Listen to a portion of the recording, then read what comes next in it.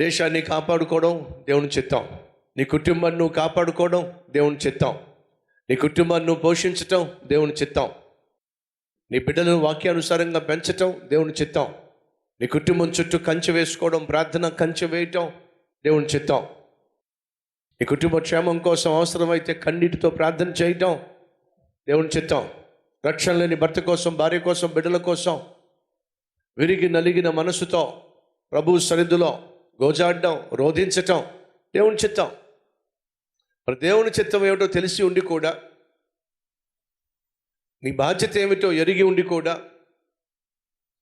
ఆ బాధ్యతను నువ్వు పట్టించుకోకపోవడం ప్రమాదకరము అనే వాస్తవాన్ని మర్చిపోకండి. దావీదు ఘోరమైన పాపంలో పడిపోవడానికి ప్రధాన కారణం ఏమిటంటే తన బాధ్యతను నిర్లక్ష్యం చేయటం. తను ఎక్కడ ఉండాలో అక్కడ లేడు, ఏం చేయాలో అది చేయటం లేదు, ఎక్కడ ఉండకూడదో అక్కడ ఉన్నాడు, ఏం చేయకూడదో అది చేస్తున్నాడు. ఫలితంగా పాపంలో పడ్డాడు. తను ఉండాల్సింది మిద్ది మీద కాదు, తను ఉండాల్సింది యెరూషలేములో కాదు, తను ఉండాల్సింది ఎక్కడ? యుద్ధ భూమిలో ఉండాలి. దేవుడు తనకు ఒక బాధ్యతనిచ్చాడు, ఆ బాధ్యతను నిర్వర్తించాలి. అలా చేసి ఉన్నట్లయితే దావీదు ఖచ్చితంగా ఈ భయంకరమైన పాపపు ఊబిలో పడిపోకుండా ఉండేవాడు. మళ్ళా చెప్తున్నా, మన బాధ్యతలు మనం నిర్వర్తించటమే పాపానికి దూరంగా జీవించటం. దేవుని చిత్తము చేయటమే పాపానికి దూరంగా జీవించటం. ఎప్పుడైతే మనం దేవుని చిత్తాన్ని విస్మరిస్తామో, మన బాధ్యతలను పక్కన పెడతామో, మనం చేయాల్సిన పనులు చేయకుండా పక్కవాడికి పురమాయిస్తామో, సోమరితనానికి మనం చోటిస్తామో, నిర్లక్ష్యంగా మనం వ్యవహరిస్తామో, ఖచ్చితంగా ప్రాణం మీదకు తెచ్చుకుంటాం, ఖచ్చితంగా నష్టాన్ని కొని తెచ్చుకుంటాం. దావీదు జీవితంలో అదే జరిగింది. దేవుడు నీకంటూ ఒక బాధ్యతనిచ్చినప్పుడు ఆ బాధ్యత నిర్వర్తిస్తేనే దేవుడు నిన్ను దీవిస్తాడు. మర్చిపోకండి, దావీదు బాధ్యత యెరూషలేములో ఉండడం కాదు, యుద్ధ భూమిలో ఉండడం. దేవుడు దావీదుకి ఇచ్చిన పని దేశాన్ని సంరక్షించుకోవడం, అంతేగాని తన శరీరాన్ని సుఖపెట్టుకోవడం కాదు. దేవుడిచ్చిన బాధ్యతను పక్కన పెట్టేశాడు. ఉండవలసిన స్థలంలో ఉండకుండా ఉండకూడని స్థలంలో ఉన్నాడు. ఉండవలసిన స్థలం ఏంటి చెప్పండి? యుద్ధ భూమి. ఎక్కడున్నాడో చెప్పండి? యెరూషలేములో. అది ఉండాల్సిన స్థలమా? కానే కాదు. డాక్టర్ దగ్గరికి వెళ్తే మీకు ఏదైనా రోగం ఉందని చెబితే డాక్టర్ గారు ఏమంటారో తెలుసా? పక్కన కూర్చోమంటారు. పక్కన కూర్చోమని చెప్పి స్టెథోస్కోప్ చెవిలో పెట్టుకొని ఏం చేస్తారు? మీ గుండె మీద పెట్టి చూస్తారు, హార్ట్ బీట్ ఎలా ఉంది అని చూస్తారు. ఏ డాక్టర్ దగ్గరికి వెళ్ళినా, ఏ సమస్య చెప్పినా మొట్టమొదటిగా చేసేది ఏమిటయా అంటే, అసలు నీ పల్స్ ఎలా ఉంది, నీ హార్ట్ బీట్ ఎలా ఉంది చెక్ చేస్తారు. ఇప్పుడు స్టెథోస్కోప్ను చూసారా? అది ఎవరి చేతిలో ఉండాలో చెప్పండి? డాక్టర్ గారి చేతిలో ఉండాలి. ఆ డాక్టర్ గారు కనుక ఆ స్టెథోస్కోప్ను తీసుకొచ్చి పిల్లాడికి ఇచ్చాడు అనుకోండి, ఆ పిల్లాడు ఏం చేస్తాడు? ఆ స్టెథోస్కోప్ తీసుకొని చివరినేదో రౌండ్గా ఉందే అని చెప్పి నేలకేసి బట్టలు తినట్టుగా. ఇప్పుడు వాడికి ఏమైంది? ఆ స్టెథోస్కోపు ఒక వ్యక్తి యొక్క ఆరోగ్య స్థితి ఎలా ఉందో, అనారోగ్య పరిస్థితి ఎలా ఉందో తెలియచేసే ఆ స్టెథోస్కోపుడు రాంగ్ ప్లేస్లో ఉంది, రాంగ్ వ్యక్తి చేతిలో ఉంది.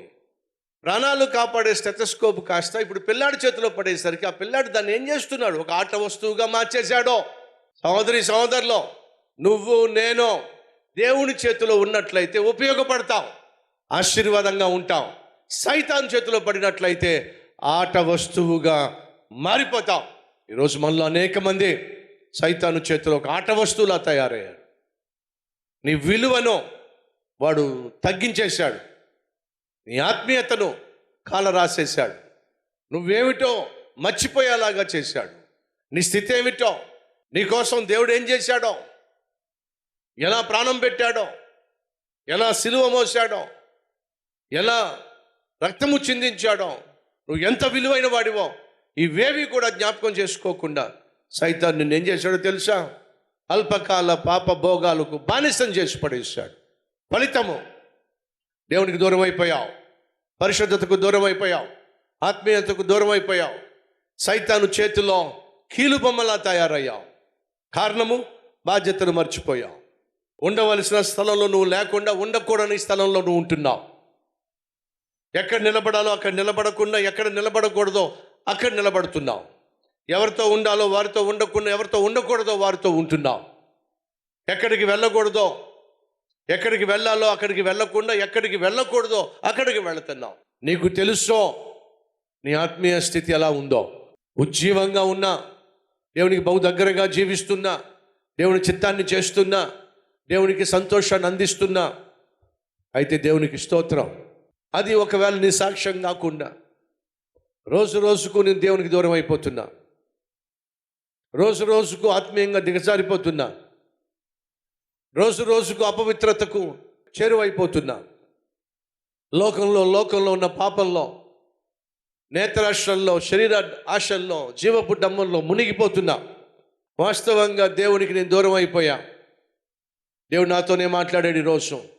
ఈ సందేశం నా కోసమే అని భావించి, ప్రభువా నన్ను కనికరించు, ప్రభువా నన్ను జ్ఞాపకం చేసుకో, ఈ ఒక్కసారి నన్ను జ్ఞాపకం చేసుకొని నన్ను బలపరచు నాయనా. ప్రార్థన చేసేవారుంటే మీ హస్తాన్ని ప్రభు చూపిస్తారా?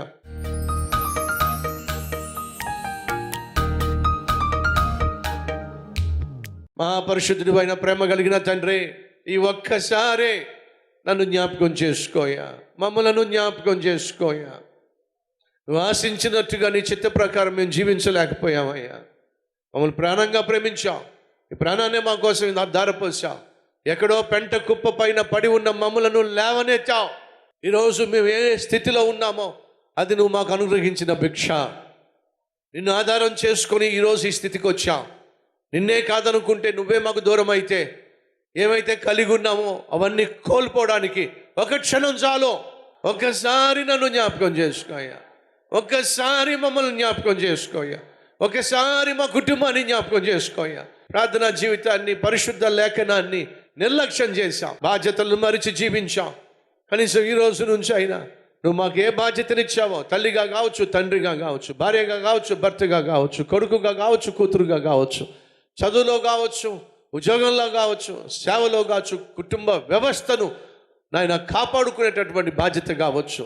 నాయనా ఇక నుంచి అయినా బాధ్యతాయుతంగా జీవించడానికి మాకు శక్తినివ్వయ్యా. ఆ రోజు దావీదు గనుక నువ్వు చెప్పింది చేసినట్లయితే, ఉన్నమన్న చోట ఉన్నట్లయితే ఇంత అనర్థం దావీదు జీవితంలో చేసినది కాదు. విన్న ఈ సందేశం ఆ హృదయాలను పవిత్రపరిచి, పరిశుద్ధపరిచి, ప్రక్షాళన చేసి, ప్రభా పునరింకితం చేసుకొని నీకు సాక్షులుగా, నీకు ఇష్టలుగా నువ్వు మమ్మల్ని చూసిన ప్రతిసారి నువ్వు చిరునవ్వు నవ్వే విధంగా మా జీవితాలు ఉండులాగున సహాయం చేయమని, అటు కృప దయచేయమని యేసయ్య పేరట వేడుకుంటున్నాం తండ్రి. ఆమేన్.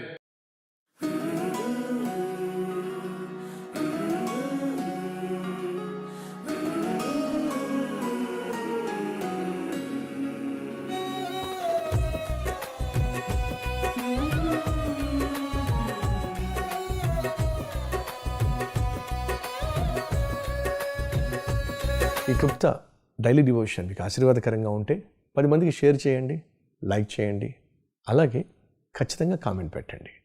మళ్ళీ రేపు ఇదే సమయంలో మరొక అద్భుతమైన డైలీ డివోషన్తో మీ ముందుకు రాబోతున్నాను. అంతవరకు సెలవు.